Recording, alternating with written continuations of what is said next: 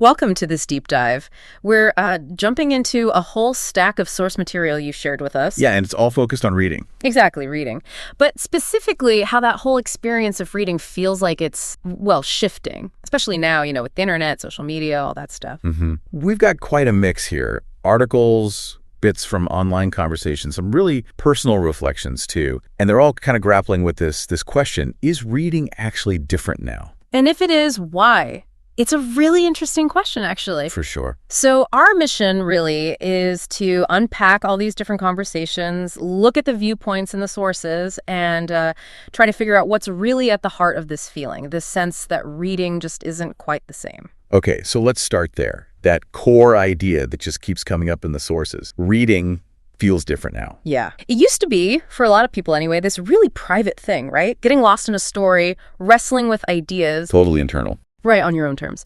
But what the sources are suggesting now is there's this other aspect. Reading feels more tangled up with trends, with aesthetics. Romanticizing it. Yeah, romanticized portrayals, even monetization, which is a big one. And that naturally leads to this worry, this concern that maybe reading is getting shallower.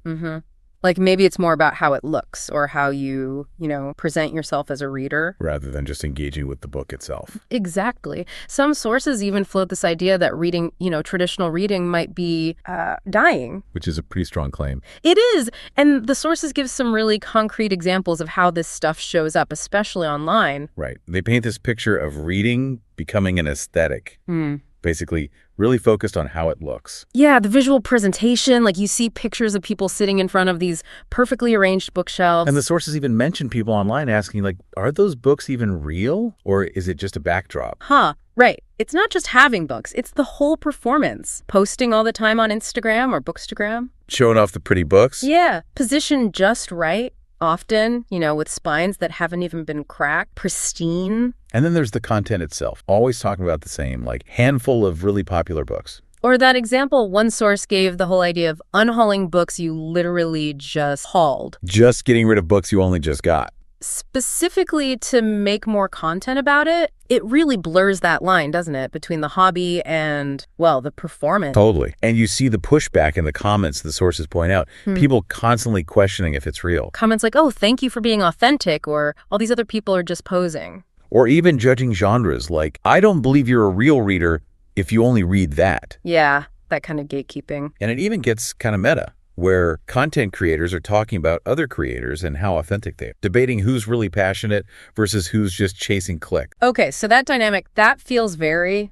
online. But here's where it gets interesting. The sources make a strong case that the actual conversation, the worry that reading is changing for the worse, that's actually not new at all. Right. That's a really key historical point they bring up. This tendency to look down on certain types of reading, certain genres, certain formats. They argue that's always happened. Yeah, think about it. Attitudes towards YA or manga or comics. Or even genre fiction like sci-fi versus serious literary fiction. Right. That debate's ancient. And classics versus modern books, that's always been a thing too. And don't forget the format wars. Remember when audiobooks first got big? Or ebooks. Oh, yeah. People were definitely saying that wasn't real reading. Exactly. The sources found old articles doing just that, comparing genres, predicting the absolute ruin of reading for the next generation. Looking back, they say it seems almost funny. Old hat. So there's always been this kind of tension, this judgment around what counts as proper reading. And also, the sources point out, reading has always had this element, for some people at least, of showing off.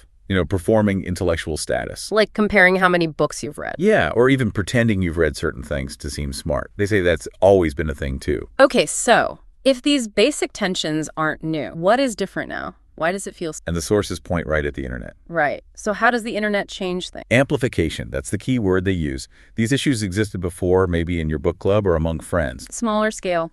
Exactly. But online, what starts as a fun way to connect with other readers can, as one source put it, easily turn into a performance-based thing that sucks the joy out, just because of the sheer scale and the constant visibility. Okay. The amplification effect. And what does that do to readers? What's the impact? Well, it creates a lot of pressure and comparison. The sources talk about people feeling they have to track every single book they read. Using sites like Goodreads? And bookshelves suddenly aren't just for storing books. They're these curated displays for everyone to see online. And that pressure just to read more, right?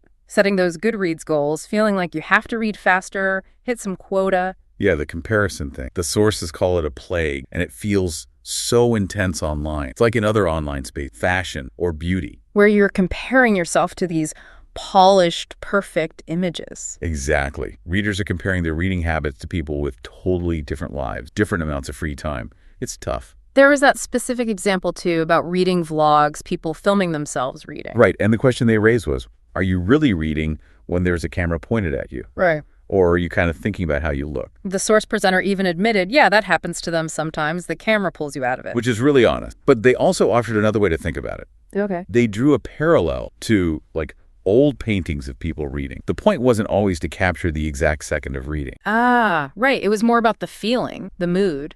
Yeah, or showing the life of a reader. And maybe reading vlogs are kind of like that too. Showing the broader experience, creating that connection. The performance element doesn't necessarily negate that. So it's complicated, not just good or bad. Definitely. And the sources really try to navigate that nuance. They admit some of the talk online about reading changing does have that snooty tone. Like looking down your nose at people. Yeah. But they also argue that the actual discussions happening underneath that tone, they're often valid. Meaning? Well, the source presenter said, personally, they don't see anything wrong with romanticizing reading or taking nice photos or filming yourself if you enjoy that. That doesn't make your reading less valuable. Okay.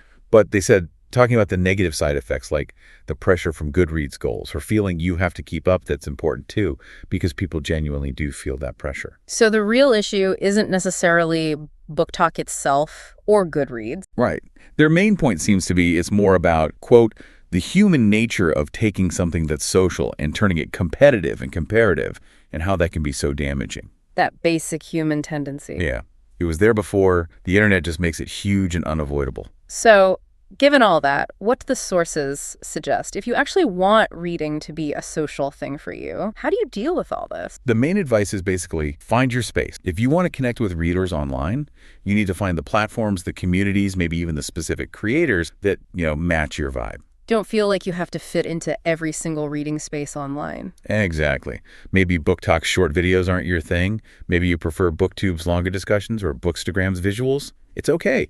Find what works for you. Recognize that different places offer different things. Precisely. And look, no online community is perfect. Talking about the flaws, the pressures, that's valuable. But the sources really emphasize doing it without, tearing other people down or adopting that judgmental, snooty attitude. So you can say, this community isn't for me, without saying, this community is bad and everyone in it is fake. Exactly that. It's about your preference, not universal condemnation. Okay, so let's try and pull this together. We've looked through these sources, and it seems like reading online today, Book Talk, Goodreads, all that, it adds these new social layers, new pressures. Definitely. Yeah. But those underlying tension, judging how or what people read, comparing numbers, arguing about what counts, that stuff's actually pretty old. The internet just turns up the volume massively. Yeah. According to this material, its main role is amplification.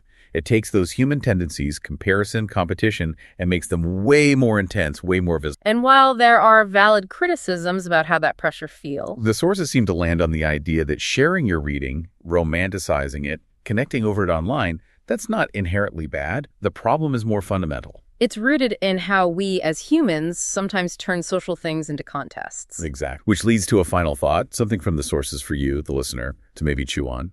Okay. If this human tendency to make social stuff competitive and comparative is so strong online, think about how that plays out beyond just reading. Think about any hobby, any interest you share or explore in a community. Is the real challenge that the hobby itself is changing? Or is it more about how we navigate connection and validation and comparison when everything is so amplified online? Something to think about.